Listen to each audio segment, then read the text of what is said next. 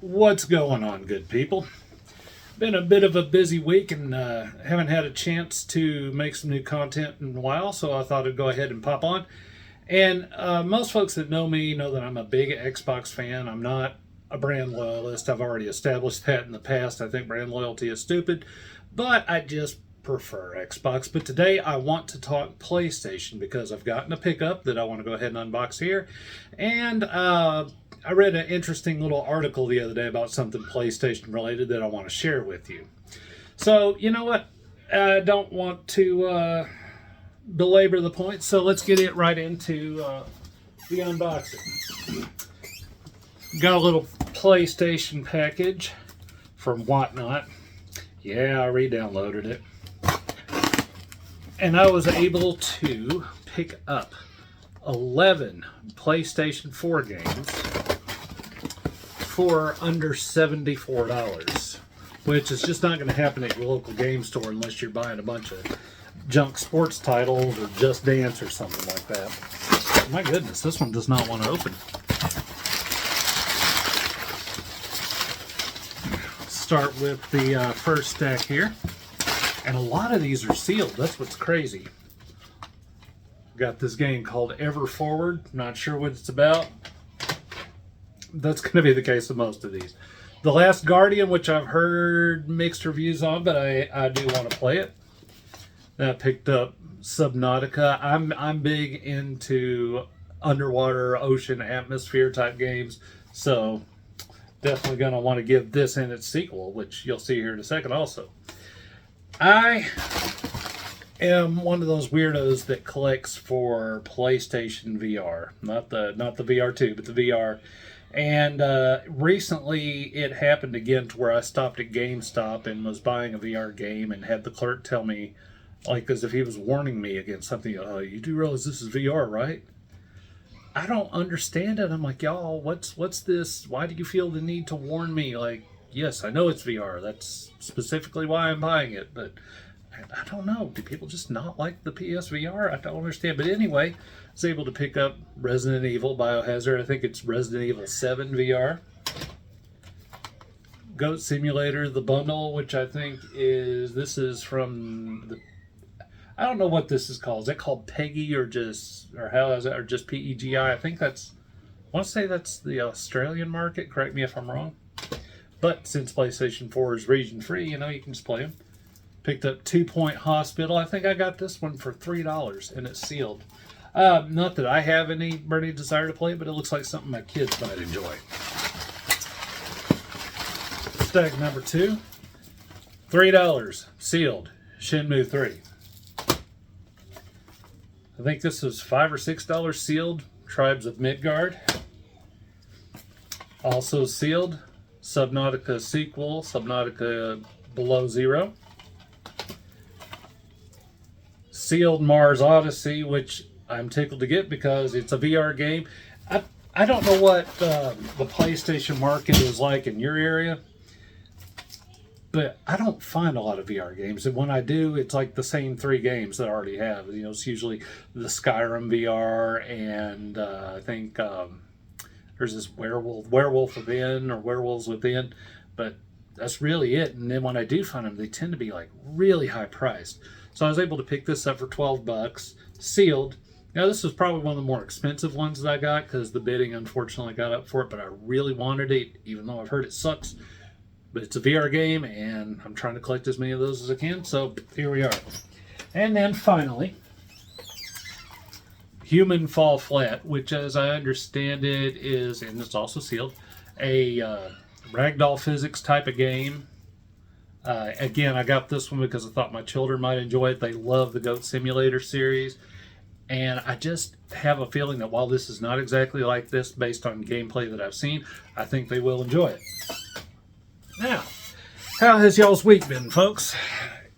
I got tired of paying what amounts to a car bill for, or a car note for my phone bill every month. So this week, I sold off some of my crypto holdings. that have been woefully underperforming for a long time, and I decided I was going to put that toward my phone bill and pay off all of my devices. I still had a year left on 3 devices worth of payments. I said, nope. I have Verizon, and as much as as much as I like the coverage, like I've never had any issue with it. But their service is just so pricey, y'all, and inflation being what it is, I'm trying to cut corners every which way I can. I'm thinking to move into a prepaid service. I'm looking at Visible, which uses Verizon's towers. I'm not going to move to T-Mobile. T-Mobile, frankly, I've had bad experiences with them in terms of their coverage. Bear in mind, the last time I had them was like 10 years ago, so hopefully they've improved since then, but I was just so badly burned the first time around that I was just like, eh.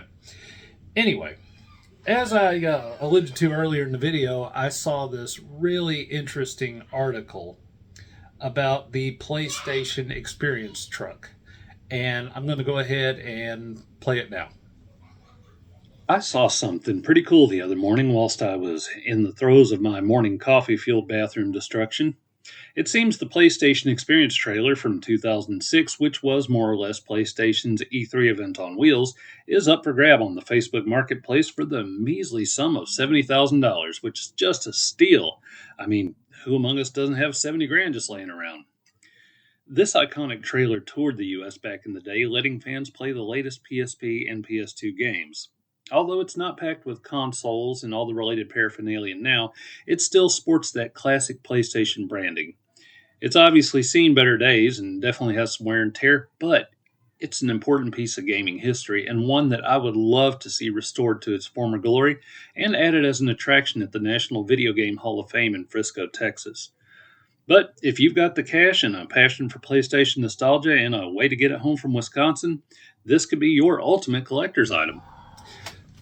That looks really cool. Now, I don't remember ever seeing it in my area, which is kind of surprised because, Little Rock area, it's not tiny and it's, usually big enough to get some halfway major things like that. But if it came here, I didn't know about it. But I will tell you what I did experience. Back when the Super Nintendo had debuted or was about to debut, I think it had debuted. I worked at Walmart. I was one of the guys that pushes the shopping carts back into the store from the parking lot, right? And if you ever see those guys doing it now, they have those electric mules that does all the pushing for them. Nah, man, we were old school. It was all muscle for us. We just, we get 20, 30 of them at a time and just truck them across those hot parking lots. Anyway, one day, Nintendo had a traveling exhibition that was all about marketing the Super Nintendo. And it was so cool. And it was basically like this PlayStation trailer that I just showed you, except that there was a trailer and there was a stage and there were 3 podiums, kind of Jeopardy style, that had televisions in them. And you could get up there and compete with other people. And they were giving away all kind of prizes, like, all sorts of Nintendo swag, up to games, consoles, and TVs, and things like that. I didn't win. I got up there and played against a high school buddy of mine in Pilot Wings. He was far better than I, and I think I don't know if he won it outright, but he stayed on the leaderboard for a long time, or sat at the top of it. But another thing they had one of those old rear projection, big screen TVs. If you're young, you're not going to remember them. If you're an old head like me, you know all about them. But they had some sort of camera attached, and on this was a big Mario.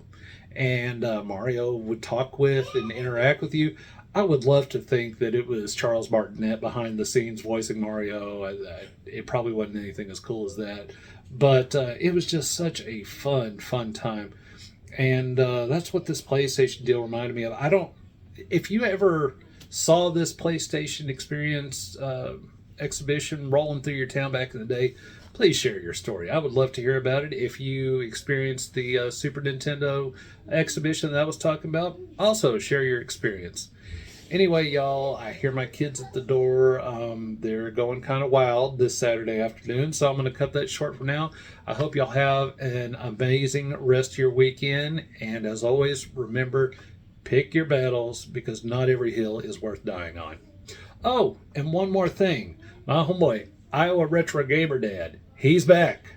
Y'all, if you haven't subscribed to him, do so. I'm about to provide a link to his channel in the description. Go ahead, hit him up. If you feel so inclined and haven't already subbed to my channel, please do it. I would love that. I would love you forever. I would give you kisses on your forehead. Take it easy, y'all. Oh, actually, one more thing. Gillum Barnaby, the winner of my 100 subscription giveaway, please reach out to me. I'm going to, when I edit this video, I'm just going to put a good email address, which I've already given, but I haven't heard from you, and I've gone back through my emails and I've searched for your name. I've searched YouTube, I've searched Xbox, I've searched like everything. And if you sent me anything, I didn't find it. I didn't find it in my spam folder. But dude, please give me your address, okay? I absolutely want to get this gift to you. You know, it was a giveaway. You want it. You deserve it. Please hit me up. Take it easy. Fake Joe Rogan here. Thanks for checking out the Pick Your Battles Collecting YouTube channel. You knuckleheads know the drill. Like, comment, and subscribe. Help the channel become a success so Chance can quit his retail job.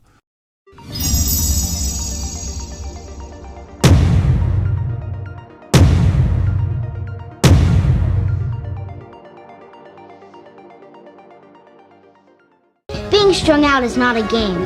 So if you're thinking about using crack, don't do it.